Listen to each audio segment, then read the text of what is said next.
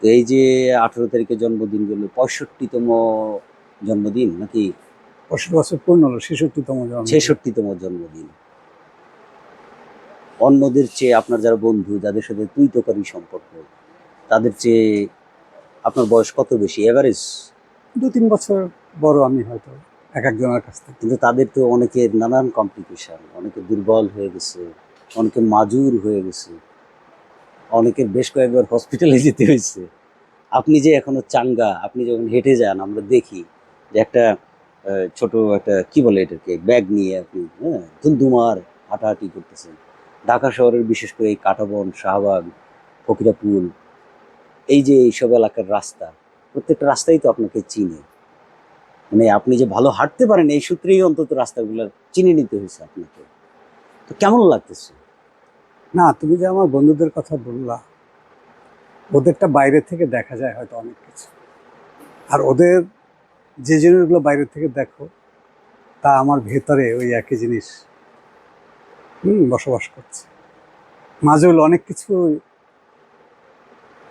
আছে ভিতরে আমার নাকি? মাজুলতা আমার মধ্যে আছে, অনেক কিছুই মাজুল আমার, তো সেটা হয়তো দেখা যায় না, দেখতে পাও না। আর এই যে ছোটাছুটি, সত্যিকার অর্থে জীবন তো একটা ছোটাছুটির জিনিস, কিন্তু এত ছোটাছুটির মধ্যে একটা সুস্থিরতা লাগে কিন্তু কোথাও না কোথাও, যেখানে এসে মানুষ চিন্তা করার অবসর পায় এবং যা কিছু ভাবে, যা কিছু প্রকাশ করতে চায় তার জন্য একটু বসে।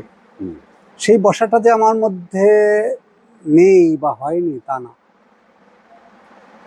কিন্তু গত বছর দুয়েক একটু বেশি চাঞ্চল্য এবং এই যে অস্থিরতা, এটা আমার সমাজেও আছে। আমি তো সমাজের বাইরের কেউ নই, হয়তো এই অস্থিরতাকে পাশ কাটিয়ে নিজের মতো ডুব দেওয়ার শক্তি অনেকের আছে, হুম। কিন্তু আমার হয়তো নাই। ফলে আমি সেই চঞ্চলতার যে স্রোত, তার মধ্যে এখনো সাঁতার কাটছি। বাহ! কিন্তু আপনার এই যে 65, 65, এই 65-তে এসে মানে জীবন যেটা যাপন করলেন আপনি, সেখানে আমরা জানি একজন পারভেজ হোসেনকে কথাসাহিত্যিক হিসেবে। আবার কথাসাহিত্যেরই আরেকটা বাই প্রোডাক্ট আমি বলবো, সেটা হচ্ছে যে আপনার প্রকাশনা। কারণ আপনার যদি কথাসাহিত্য, লেখালেখি এসবের প্রবণতা না থাকতো, তাহলে হয়তো আপনি প্রকাশনায়ও আসতেন না, প্রকাশনাও করতেন না। তো যাই হোক, এই যে ২টা পরিচয় আমরা জানি যে কথাসাহিত্যিক, তারপরে প্রকাশক, এরকম ২টা পরিচয় জানি। কিন্তু এর বাইরে আরো পরিচয় হয়তো আপনার থাকতে পারে, বা হলো যে আপনার কোন জায়গাটা সবচেয়ে বেশি ভালো লাগার, যে আমি এইখানে অবস্থান করতে চাই, বা আমার জীবনটা এরকম হওয়ার কথা ছিল, বা আমি এরকম চেয়েছিলাম, এটা কোনটা আসলে? আমি যখন কেমিস্ট্রি ডিপার্টমেন্ট থেকে বাংলা বিভাগে গিয়ে ঢুকে পড়লাম, একটা বছর জীবন থেকে সরিয়ে দিয়ে সেটা দুইটাই কি জগন্নাথে? জগন্নাথ কলেজ, এটার কারণ ছিল কি? এটার কারণ ছিল আসলে বাংলা সাহিত্যের প্রতি প্রেম। হুম। ওখানে শওকত আলী পরাণ, মমতাজউদ্দিন আহমেদ পরাণ হুম। হুম। এবং আমাদের আরও কয়েকজন বিখ্যাত লেখক ছিলেন যারা ওখানে শিক্ষক। এই মায়ায় আমি ওদিকে ঘোরাফেরা করি, ওখানকার ছেলে মেয়েদের সঙ্গে বন্ধুত্ব, ফলে আমাকে একসময় কেমিস্ট্রি ডিপার্টমেন্ট ছেড়ে দিতেই হলো, ঢুকে পড়লাম বাংলা ভাষা সাহিত্য। এই করতে করতে পরিচয় হলো বিশেষায়িত কেন্দ্রের সঙ্গে, সেটা আর একটা অদ্ভুত জায়গা। এই যে বিশেষায়িত কেন্দ্রে ঢুকলাম, সেখানের যে পাঠচক্র এবং হুম। হুম। সেই পাঠচক্রকে কেন্দ্র করে যে একটা শিল্পী সাহিত্যিকদের যে একটা লেখাপড়ার প্রতি আগ্রহ হুম। এবং আবদুল্লাহ ওয়াসেদের মতো ব্যক্তিত্বের সান্নিধ্যে সান্নিধ্য লাভ থেকে করা। যে প্রভাবিত হওয়া, হুম। একটা চক্রের মধ্যে ঢুকে পড়লাম না, সেই চক্রের মধ্যে ঢুকে আর বের হওয়া হয়নি। মানে এবং এখনো ওই চক্করের ওই মধ্যেই চক্র, ওই চক্রটা হয়তো প্রসারিত প্রসারিত হয়েছে হয়েছে। বা আমার নিজের মতো হুম। আরেকটা হুম। জগৎ আমি খুঁজে পেয়েছি, হুম। কিন্তু ওইটাই আসল। হ্যাঁ, ওখান থেকেই শুরু, তারপর ছোট কখনো কি কাগজ মনে করা। হয় যে এটা আসলে আমার জীবনের লস হয়ে গেল, এরকম মনে হয় কি না, কখনো? আমার তা কখনোই মনে হয়নি, বরং বলবো আমি যে জীবনে এসেছি হুম। হুম। সেখানে আমার যা যা দেওয়ার কথা ছিল আরো, হুম। হুম। তার অনেক কিছুই পারিনি, প্রায় কিছুই পারিনি বলা যায়। এক একটা মানুষ এই পৃথিবীতে কত কাজ আমি রবীন্দ্রনাথের কথাই বলবো। সারা জীবন যে উনি শুধু লিখেছেন তা তো না, তার জীবনে কত কাজ, কত দায়িত্ব উনি পালন করেছেন, তার কতটুকুই বা আমরা করতে পেরেছি। না, এটা রবীন্দ্রনাথ দিয়ে বললেন তো। রবীন্দ্রনাথের একটা জিনিস কি যে মানে ওনার যে জায়গাটা, ওই তারই একটা কবিতার লাইন দিয়ে বলা যায় যে জীবনের ধন কিছুই যাবে না ফেলা। এই যে জীবনের কোনো কিছুই ফেলা যাবে না, এবং জীবনের প্রত্যেকটা মুহূর্ত, প্রত্যেকটা অনুভবকে লেখায় হোক, সামাজিক কাজে হোক, সাংগঠনিকতায় হোক, সাংস্কৃতিক কাজে হোক, তিনি কিন্তু নানাভাবে ব্যবহার করতে চেয়েছেন। আপনার যে লাইফ, সেটাকে আপনার মনে হয় যে আপনি কতটুকু ব্যবহার করতে আমি পেরেছেন? চেষ্টা করেছি, কিন্তু আমি বলবো না যে আমি হেলায় ফেলে দিয়েছি। তবে একই সঙ্গে একটা বিষয় আছে যে আমাদের যে এই যে পূর্ববঙ্গ, এখানকার চাষাবুষার সন্তান এবং হলো যে জমিদারের সন্তানদের মধ্যে একটা তফাৎ তো থাকেই, হ্যাঁ, না, আমি যে আমি জীবনকে ঠিক ব্যবহার করার জায়গা আমি থেকে। ঠিক ওইভাবে আলোচনায় যাব না, কারণ হুম, তুমি নজরুলের কথাই ধরো, যদি উপর থেকে আসে, হুম, হুম, তুমি ধরো না জীবনানন্দ দাশের কথা। হুম, তার একটা বড় ফ্যামিলির, কিন্তু হুম, ফ্যামিলিটা সচ্ছল ছিল না তেমন। এবং উনি যখন কলকাতায় চলে গেলেন, তাও তো এখানে একটা ভালো চাকরি করতেন, ওখানে হুম, গিয়ে চাকরিই পান না। তারপরে পান তো সেই চাকরি খোয়া যায়, আবার চাকরি খুঁজছেন। ওনার স্ত্রী একটা স্কুলে চাকরি করতেন, সংসার চলে না, তার হুম, জীবনের যে ত্রাহি অবস্থা সেটা তো আমরা দেখেছি। তুমি মানিকের কথাই ধরো, হ্যাঁ, এই লোকটা তো চাকরি বাকরিও করতে পারলেন না, হুম। কি অসহায়ের মতো কমিউনিস্ট পার্টি করতেন। এবং দু পাতা লিখলে সেটা থেকে যে টাকাটা আসবে তাই দিয়ে সংসার চলে। হুম। না, সেই রকম এখন জীবন তো এখন আমরা যাপন না, করি নাই। এখন এই যে যে বড় বড় রাইটারদের বা হুম। কি বলে যে পূর্বসূরি যে লেখকদের কথা আপনি বললেন, তাদের জীবনে আমরা দেখবো যে একটা বড় স্যাক্রিফাইসের জায়গা আছে। না, স্যাক্রিফাইস আমি ওই মানে হচ্ছে, কথাটাই বলতে চাচ্ছি। না, স্যাক্রিফাইসটা আমি একটু বলি। সেটা হচ্ছে যে স্যাক্রিফাইসটা এমন যে আমি এই জিনিসটা ত্যাগই করলাম। হুম। যেমন আপনি মানিকের কথা বললেন, মানিক হলো যে জীবনের অনেক কিছু কিন্তু বাদ দিয়ে দিয়েছেন, হ্যাঁ? যে জীবনানন্দ দাশ অনেক কিছু বাদ দিয়ে দিয়েছেন। নজরুলের কথা বললেন, অনেক কিছু বাদ দিয়ে দিয়েছেন। যে মানে ধরেন যে সংসার, ধরা যাক সন্তান, ধরা যাক যে কি বলবো যে পূর্বপুরুষ, আত্মীয় স্বজন, এগুলো বাদ দিয়ে নিজের জায়গাটাকে তৈরি করে নেওয়া, হ্যাঁ। তো আমরা কি এখন এসে এরকমের মানে বাদ দেওয়ার জায়গাটা থেকে বেপরোয়া ভাবে আমাদের আকাঙ্ক্ষার জন্য বা আমাদের যে ভেতরে যে বাসনাটা থাকে, সেই বাসনাকে চরিতার্থ করার জন্য, অথবা আমাদের যে কি বলে যে ফুটে উঠবার যে সম্ভাবনাগুলো থাকে, সেই সম্ভাবনার জন্য পুরোপুরি নিজেদেরকে নিয়োজিত করতে পারি? দেখো, এটা তো পরিকল্পনা করে হয় না। হুম, আসলে কাজ করতে নেমে মানুষ কে কোথায় যাবে, কে কোথায় ডুব মারবে, এটা বলা মুশকিল, খুবই মুশকিল।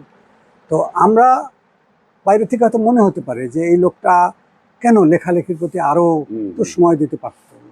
অনেক সময় বোধহয় সে অন্বেষণ করেছে তার আর্থিক সঙ্গতিটাকে হুম, মানে সচ্ছল রাখার হুম। জন্য। হ্যাঁ, আমি বলবো যে সচ্ছলতার পেছনে ছুটেছি, তার মানে এই নয় যে গাড়ির পেছনে ছুটেছি, অ্যাকচুয়ালি বাড়ির পেছনে সচ্ছলতার ছুটেছি। পেছনে ছোটা না, আমি বলছি হ্যাঁ, যে একটা আমি টানাপোড়েন আমি সবসময় থাকে। আমি শুধু ঢাকা শহরে হুম, জীবনযাপন, বউ বাচ্চা নিয়ে জীবনযাপন করার জন্য, আমি বিয়েও তো দেরিতে করেছি, তার আগে ছিল একক জীবন। হুম। তখন বন্ধুদের নিয়ে জীবনযাপন করার জন্য যতটুকু দরকার তার পিছনে আমি ছুটেছি, তার বেশি নয়।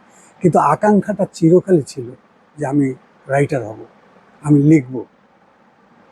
তো সেই জায়গাটায় আমি জানি না আরো কতখানি পরিশ্রম দিলে পরিশ্রম দেওয়া মিন করে। হুম, হ্যাঁ, কিন্তু আমি দিয়েছি, যতটুকু পেরেছি আমি দিয়েছি, এখনো চেষ্টা করে যাচ্ছি।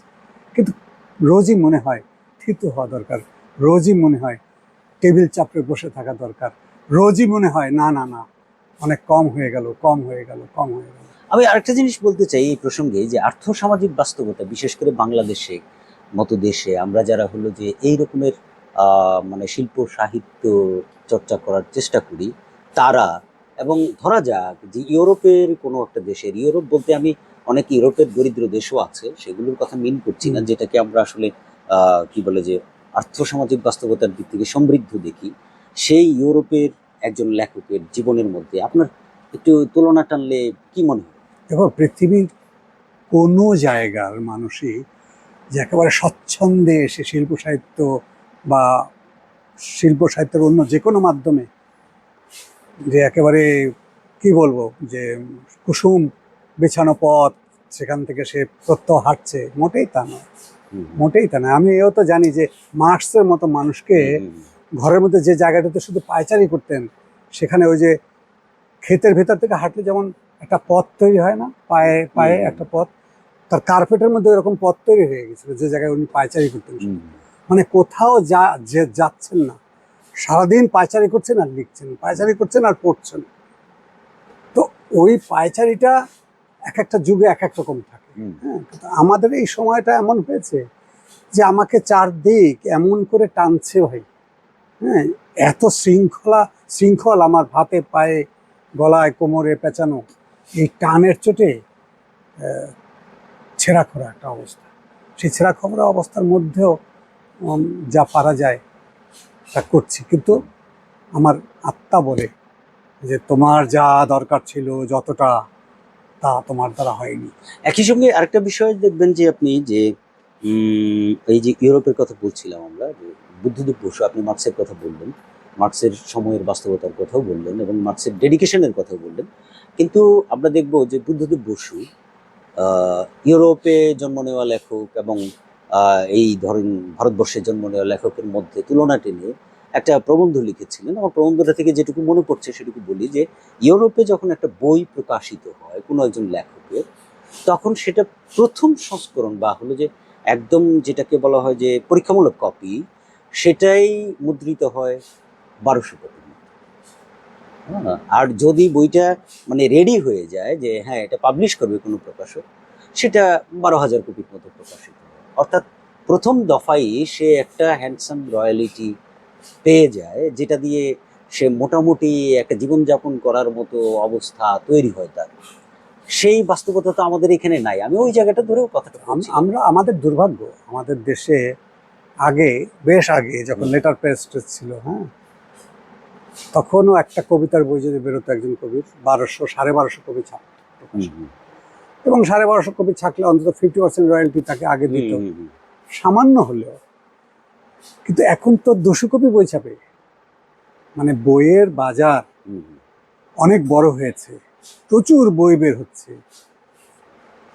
বইয়ের চেহারা এত সুন্দর হয়েছে, বইয়ের প্রোডাকশন এত দামি হয়েছে, কিন্তু লেখক আর প্রকাশকের যে সম্পর্ক সেটা ততদিক খারাপ হয়েছে। কারণ এত কিছুর মধ্যে থেকেও একজন প্রকাশক একজন লেখককে কি দিতে পারে? উনি ছাপি একবারে 200-300 বই, এরপরে দ্বিতীয় মুদ্রণে যদি ভাগ্য ভালো কোনো বই যায় তাহলে আরও হয়তো 200-300 ছাপে, তৃতীয় মুদ্রণ, চতুর্থ মুদ্রণ, পঞ্চম মুদ্রণে গিয়ে একটা বইয়ের 2000 কপি হয় না।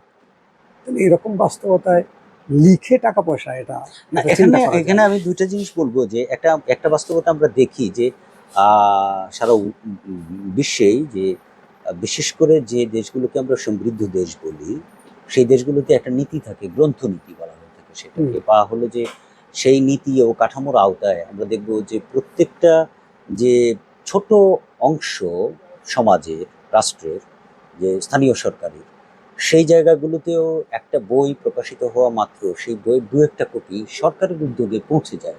আমাদের এখানেও কিন্তু সেই উদ্যোগটা আছে।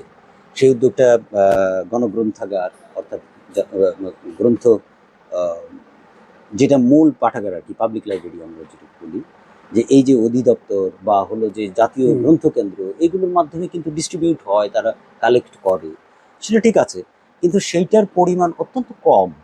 মানে আমি যে কথাটা বলছিলাম যে ইউরোপের একটা দেশে হয়তো দেখা গেল যে ওই 12,000 কপি সরকারই কিনে নিচ্ছে 6,000 কপি। আচ্ছা, আমি এখানে একটা কিন্তু এটা এখানে যেমন কম, এটা যেমন আছে, গ্রন্থনীতিতে এই দুর্বলতাটা যেমন আছে, একই সঙ্গে আমরা দেখব যে 90-এর দশকে, অর্থাৎ যখন আপনার মানে উদ্দাম যৌবন আপনার লেখালেখির, যদিও আপনি আগেই লেখালেখি শুরু করেছেন, 70 থেকে শুরু করেছেন, আমরা জানি যে আপনাকে 70-এর লেখক হিসেবেই, 80-র লেখক হিসেবেই মানে সিগনিফাইড আমি। তো সেই জায়গা থেকে দেখবো যে 90-এ যখন বইটই আমাদের এখানে যাচ্ছে, তখন আমরা দেখছি যে বাংলা বাজার থেকে সদরঘাট, সেখানে সারা দেশের যে বিক্রেতা তারা এসে বই নিয়ে যাচ্ছে, এবং সারা দেশব্যাপী একটা কানেক্টিভিটি নেটওয়ার্ক বই বিতরণের আছে। এবং আমরা যারা মফস্বলে বেড়ে উঠেছি তারা জানি যে মফস্বলের একটা সাধারণ গাইড বই বেচা যে লাইব্রেরি, সেই লাইব্রেরিতেও কিন্তু আমরা অনেক মূল্যবান গ্রন্থ পেয়ে যেতাম তখন। এখন কিন্তু সেই বাস্তবতাটা আর নেই। এবং আগের যে নেটওয়ার্কিংটা ছিল সারা দেশে পুস্তক বিক্রেতাদের, সেটাও নেই। এই বাস্তবতার উপর ভিত্তি করে আপনার না, অভিমত জানতে চাই। তোমার প্রথম প্রশ্ন আপনি- যেটা ছিল যে সরকার যদি অনেক বই কিনতো, সরকার বই কিনবে কি কেন? বিভিন্ন লাইব্রেরিতে দেওয়ার জন্য। সেই লাইব্রেরিতে শুধু বই জমাই হবে, ধুলো পড়ে থাকবে, ময়লায় আচ্ছন্ন হয়ে যাবে। না, আমি গ্রন্থনীতির কথা হ্যাঁ, বলছি না, বই কিছু ছিঁড়ে যাবে। পাঠের আমি উদ্যোগ আমি বলছি নেবে। আমি যে বই ছিঁড়ে পড়ে থাকবে, কোনো পাঠক নেই। সরকার যদি গ্রন্থনীতিকে আরো বড় আকার দেয়, হুম। তাতেও মনে হয় লাভ নেই। সরকারের একটা উদ্যোগ আমাদের দেশে বাকি আছে, সেটা হলো যে পাঠক বাড়ানোর, মানে স্টুডেন্টদের মধ্যে পাঠ প্রীতিকে হুম, হুম, প্যাট্রোনাইজ করা। হ্যাঁ, এই পাঠ প্রীতিকে প্যাট্রোনাইজ করার জন্য আমাদের এখানে বিশেষায়িত কেন্দ্র যে প্রতিষ্ঠানটা আছে, আব্দুল্লাহ হোসেন আজকে প্রায় 40 বছর বা তারও অধিক সময় ধরে চেষ্টা করে যাচ্ছেন। তো সমাজ যেভাবে বিকশিত হয়েছে এক অর্থে, যে সমাজের ঔজ্জ্বল্য বেড়েছে, সমাজের ভোগ বিলাসিতা বেড়েছে, একই সঙ্গে সমাজে যে পাঠ পাঠ যে একটা বিলাস, এক অর্থে উন্নততর বিলাস, হুম। এই বিলাসটা তো মানুষের মধ্যে তৈরি হচ্ছে না। বা সেটা হুম। কোনো পরিবার বা আমাদের যে প্রতিষ্ঠান, কলেজ, ইউনিভার্সিটি, স্কুল, সেখানে সেই জিনিসের প্রতি না, কোনো এটা নজর নেই। এটা তো একটা সিভিলাইজেশনের সঙ্গেও সংযুক্ত, যেটা হ্যাঁ, আমরা হ্যাঁ, বলবো যে অবশ্যই মানে অবশ্যই। আমাদের এই দেশ তো আসলে চাষাভূষার হুম। দেশ। হ্যাঁ, চাষাভূষার এই অর্থে যে আমরা খুঁজলে দেখবো যে এই যে ঢাকা শহর গড়ে উঠেছে, যারা এখানে ধরেন যে আমলা বা বা শিক্ষিত লোকজন, এদের কয় পুরুষ শিক্ষিত? না, আমি সেই অর্থে সেই যাই না, না। সেই যেমন জায়গাটা যেমন আমি বলছি এই একটা কারণে কথার যে উত্তর আমি দিয়ে নেই। এখানে কিন্তু একই সঙ্গে আমি যদি দেখি যে মানে ইউরোপের একটা দেশ, ইউরোপের একটা শহর বা পাশের দেশ কলকাতা বা ভারতের যে হুম। কলকাতা, সেখানে আমরা দেখবো যে শিক্ষিত জেনারেশন যদি ধরেন 3 পুরুষ 4 পুরুষ 5 পুরুষ ধরে একটা পরিবার শিক্ষিত, এবং প্রথম পুরুষে গিয়ে তাদের হয়তো অবস্থাটা ছিল এরকম যে লেখাপড়া করে, যে গাড়ি ঘোড়া চড়ে সে, অর্থাৎ অর্থ উপার্জনের জায়গাটা। দ্বিতীয় পুরুষ ধরেন যে ওই অর্থ উপার্জনের জায়গাটার উপর যখন একটা পরিবার দাঁড়িয়ে গেছে, একটা প্রজন্ম দাঁড়িয়ে গেছে, তখন হয়তো তার চিন্তা হয়েছে যে এখন একটু মানে বিত্ত সঞ্চয় হলো, চিত্ত সঞ্চয় করতে হবে, তখন সে কালচারের দিকে ঝুঁকছে। আমাদের এখানে তো এই বাস্তবতাটাও খুব আমরা তো তৈরি প্রবল হতে না। পারি নাই। যেমন আমি তোমাকে একটা উদাহরণ দিই, অনেক হুম, কথা বলতে চেয়েছিলাম, কিন্তু সেগুলোর মধ্যে যাচ্ছি না, ভুলেও যাচ্ছি। তোমার হুম, প্রশ্নগুলো এত লম্বা।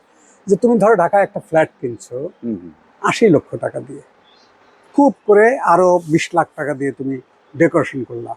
সেই ফ্ল্যাটের মধ্যে 4টা দেয়ালে যে 4টা পেন্টিং ঝোলাইলে অনেক সুন্দর হয়, হুম, হুম, কিংবা একটা ফটোগ্রাফসকে বাঁধিয়ে আমি পছন্দের একটা ফটোগ্রাফসকে বাঁধিয়ে আমি ঝুলালাম, এই কাজটা কি হয়? হুম, কিংবা বাড়িতে একটা স্কাল্পচার, ছোট একটা স্কাল্পচার হলো, কোথাও একটা স্ট্যান্ডের উপরে আমি সেটা হুম, রাখি, এইটা কি আমরা করি? কেউ এত টাকা খরচ করলাম, এইটুক কাজ কি আমাদের করা উচিত নয়? হুম, নিশ্চয়ই। ঢাকা শহরে যত ফ্ল্যাট হচ্ছে, যত হুম, বড় বড় ইমারত হচ্ছে, এইগুলায় যদি এরকম কাজ থাকতো, তাহলে আমাদের যে শিল্পী চারুকলা থেকে বেরোচ্ছে সারা বাংলাদেশ এবং ঢাকা হুম, চারুকলা থেকে, এরা না খেয়ে মরতো না, হুম, এদের জীবন এত দুর্বিষহ হয়ে উঠতো না। বা আমি একটা বাড়ি করেছি, সেখানে আমার একটা ছোট্ট একটা শেলফ আছে, সেখানে আমার 200 বই আছে, হুম, 100 বই, আমার প্রিয় বই আমি কিনে রেখেছি। হুম, আমার ছেলেপুলেদেরকে বই কিনছি, প্রত্যেকের টেবিলের পাশে ছোট্ট একটা তাক দিয়েছি, যেখানে তোর ক্লাসের পড়ার বাইরের বই টইগুলো রাখবি। এই যে একটা প্রসেস, হুম, আমার সোসাইটি এই প্রসেস থেকে সম্পূর্ণ দূরে। যেমন ধরো আগে আমি তো গ্রামের ছেলে, একসময় তো গ্রামে থেকেছি, গ্রামের এ বাড়ি ও বাড়িতেও হারমোনিয়াম পাওয়া যেত, হুম, একটা তবলা পাওয়া যেত কারো বাড়িতে, যে একটু গান বাজনা করে। হুম, যাত্রাপালা হতো, নিজেরা নিজেরা, যাত্রার দল আসতো তা না, হুম, একটা গ্রাম 2-3 গ্রাম মিলে যারা একটু পারে ভালো, তারা একটা গ্রুপ করে একবার যাত্রা করবে শীতের মধ্যে, হুম, হুম, তার জন্য ছিল, 1 ছিল। মাস ধরে প্রস্তুতি নিচ্ছে এবং যাত্রা করছে। হুম, এসব তো নাই, আমি প্রতিবার দেখেছি, সেসব কই গেছে বিলীন হয়ে। তারপরে এই শহরগুলোতে, মফস্বলের শহরগুলোতেও প্রতিটা বাড়িতেই কম বেশি একটা কিছু চর্চার আওয়াজ পাওয়া যেত, হুম। ছোট ছোট ক্লাব ছিল। আপনার কি মনে হয় যে এসব তো হেরিটেজ সব নাই। আমরা যেগুলোকে এই যে নাই যে জিনিসগুলোর কথা বললেন, এটা হয়তো একভাবে যদি আমরা বিবেচনা করি যে এই যে কালের বিবর্তন বা কালের যে প্রয়োজন এবং অপ্রয়োজন, সেসব বিবেচনাই হারিয়ে যাচ্ছে, কারণ ওইটার জায়গায় নতুন কিছু হয়তো নিয়ে নিচ্ছে। কিন্তু তারপরও এইগুলো যেগুলো হেরিটেজ হয়ে যাচ্ছে বা কালচারাল উপাদান হয়ে যাচ্ছে, সেইগুলোকে নতুন সমাজ, নতুন সময়, নতুন চেতনার সাথে সমন্বয়ের যে একটা ব্যাপার থাকে, সেই ব্যাপারটা কি আমাদের সোসাইটিতে ঘটে বা ঘটায় কেউ? একদম যে বিলীন হয়ে গেছে তা তো না। এই যে তুমি আমি আলাপ করছি হুম। একটা বইয়ের দোকানে বসে, হুম, তাই না?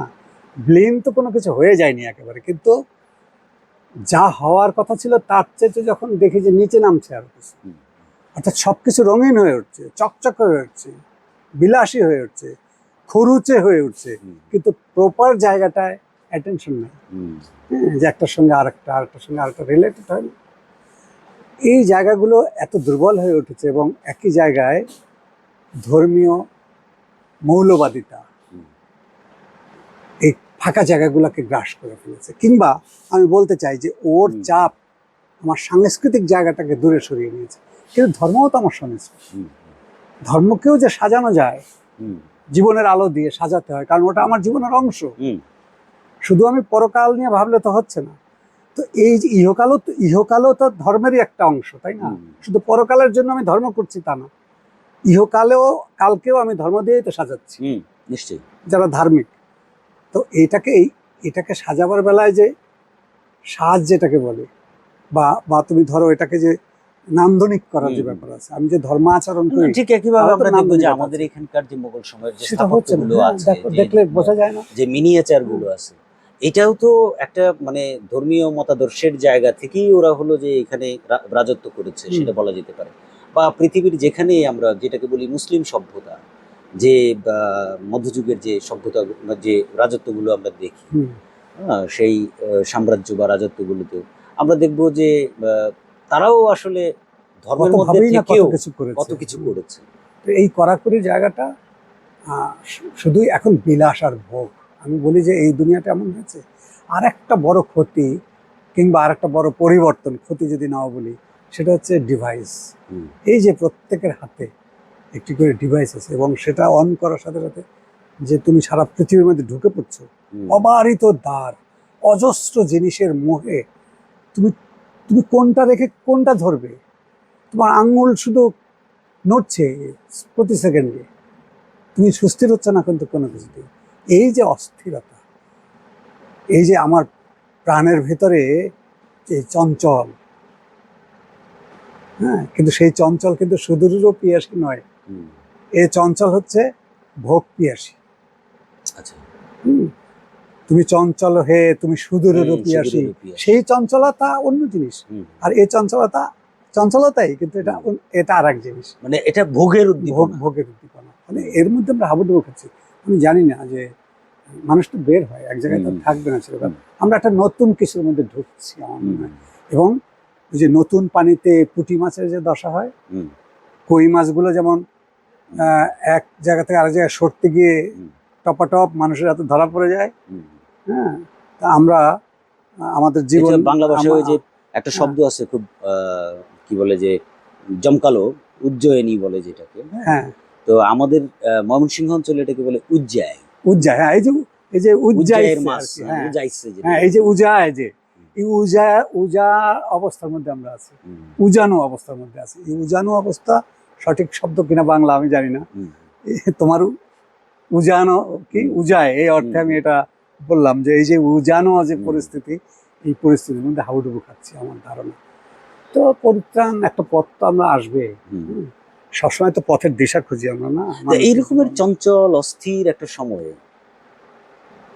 লেখা, যেমন আপনি ছোট গল্প লেখেন, আপনি উপন্যাস লেখেন, বা কেউ কবিতা লেখেন, লেখা কিভাবে আসলে শুশ্রূষা দিতে পারে এই অস্থিরতার ক্ষেত্রে? আসলে শুশ্রূষা তো লেখা দেয় না, হুম। শুশ্রূষার পথ নিজেই আমি তৈরি করতে লেখকের হয়। জন্য বলছি না, হ্যাঁ, পাঠকের জন্য বলছি। যেমন ধরো আমি যখন একটা দোতারার আওয়াজ শুনি কোথাও, হুম, হুম, আমার মনটা কিন্তু বসে পড়ে মুহূর্তে মুহূর্তে, আবার ছুটে যায়। এই যে বসে পড়া, এই বসাটাকে যদি নিবিষ্ট করা যায় একটু, অর্থাৎ আমাদেরকে আর একটু যার যার কাজে একটু নিবিষ্ট হতে হবে। কারণ এইটা কি আসলে পণ করে হয়? I don't know. এটা কি আসলে কোনো পরিকল্পনা দিয়ে হয়? I don't know. কিন্তু এই প্রশ্নটা যদি হাজির থাকে মাথায়, হুম, যে শুধুই ছুটছে চঞ্চল হুম, মনহীন, হুম। হ্যাঁ, এটাকে একটু একটু স্থির করি, একটু ভাবাই। এইটাকে বোধহয় একটু লালন করতে হয়। হুম, শেষ দিকে দুটো বিষয় জানতে চাইবো যে আপনার নতুন বইপত্রের পরিকল্পনা কি? আমি একটা গল্পের বইয়ের পাণ্ডুলিপি রেডি করেছিলাম গত বছর, বইমেলায় বেরোবে। বইমেলা নিয়ে যেসব উথাল পাতাল হুম। অবস্থা হলো, ওটা আমি বন্ধ করে রেখেছি। সেই পাণ্ডুলিপিটি আমি চাই 2 মাসের মধ্যে আমি এটা তৈরি করে একজন এটা কি প্রকাশককে গল্প দেব। না গল্পের উপন্যাস? বই, গল্প। গল্পের বই। আর একটা উপন্যাস 2022 সালে ছাপা হয়েছে হুম। প্রথম আলোতে, ঈদ সংখ্যায়। সেই উপন্যাসটি নিয়ে আমার খুব সিরিয়াসলি বসে কি নাম পড়া ছিল উচিত। সেটা? এটা একটা দীর্ঘ নাম দিয়েছিলাম, ওই নামের মধ্যে আর থাকবে না। হুম। এটা 1947 থেকে একদম সমকালের, হুম। মানে আমাদের যখন গণতন্ত্র ফিরে এলো, হুম, হুম। সামরিক শাসন পরিহার করে ওই সময় পর্যন্ত। তো এই দীর্ঘ সময় যাত্রার যে হুম, উপন্যাস, সেটা নিয়ে আমি কাজ করতে চাই। আর আমার একটা ইচ্ছা আছে যে মৃত্যুর আগে যদি আর 2টো উপন্যাস লিখে যেতে পারি, তাহলে কয়টা হবে উপন্যাস? তাহলে হয়তো 4-5টা হবে, 4-5টা হবে। যদি পারি। আচ্ছা। তো এই পরিকল্পনা আছে কি লিখবো। আর গল্প? এর মধ্যে গল্প যদি লেখা হয় হবে। হাসান আলী হক সেই দিকে কিন্তু গল্প চাইলে উনি বলতেন যে দেখো, 2 বছরে দেখেছো আমার কোনো গল্প কোথাও? লিখতে পারতেন না। কেন পারতেন না আমি জানি না। হ্যাঁ, কিন্তু এটা কি? কিন্তু শওকত আলী লিখেছেন, হুম, আমার গুরুজন, এই জন্য এই নামগুলি বলছি। ইলিয়াস ভাই মৃত্যু পর্যন্ত লিখেছেন। এই যে দেবেশ রায়, ওনার সঙ্গে আমার ছিল খুবই গভীর হুম। সম্পর্ক। উনি তো এত লিখতে পারতেন এই লোক। একবার জিজ্ঞেস করলাম এই বয়সে আপনি, বলে কি কি যেটা বেরিয়েছে ওর 3 গুণ তো ফেলেই দিয়েছি। বলে, এখন বলে ওই পরিশ্রমটা আমাদের জীবনে নাই, ওই অভিনিবেশ থেকে আমরা অনেক দূরে। আসলে কি সত্যি আত্মসাফাই করে লাভ নেই, সত্যি নাই। সেই অভিনিবেশ হলে কি হয়, সেই পরীক্ষা তো সেটা দিয়ে, তো শুধু সেই পরীক্ষা তো লেখার দিয়ে ক্ষেত্রে না, দেখিনি আমার মনে হয় যে যে যে কোথাও না, সব কাজেই আছে জায়গাতেই, সব সব জায়গায় জায়গাতেই। একজন সব জায়গায় এসে গেছে। একজন রাজনীতিবিদেরও কিন্তু হুম। এই অভিনিবেশ লাগে। এমনকি যে লোক ফল বিক্রি করে, তারও ওই যে ফলের ঝুড়ি নিয়ে বসার প্রতিদিন এবং ভালো দেখে ফলগুলি জোগাড় করে এনে তার কাস্টমার হাতে তুলে দেওয়া, এও একটা অভিনিবেশ। যার যার জায়গা থেকে এটা দরকার। আমরা এইসব জায়গায় খুব, আমরা চঞ্চল, আমরা রাতারাতি সব কিছু চাচ্ছি। ধন্যবাদ পারভেজ ভাই। Thank you. যদিও বাসি হয়ে গেছে, তারপরও শুভ জন্মদিন। আর একই সঙ্গে আপনি Thank you. কথা বলছিলেন শওকত আলীর, কথা বলছিলেন হাসান আজিজুল হকের। আজকে আরেকজন লেখকের জন্মদিন, মাহমুদুল হক হ্যাঁ, আমাদের। খুব প্রিয় মানুষ আমার, তো জীবন আমার বোন, করে খুব শুভ মুগ্ধ জন্মদিন হয়েছিলাম। মাহমুদুল হককেও, শুভ জন্মদিন পারভেজ হোসেনকেও। ধন্যবাদ তোমাকে।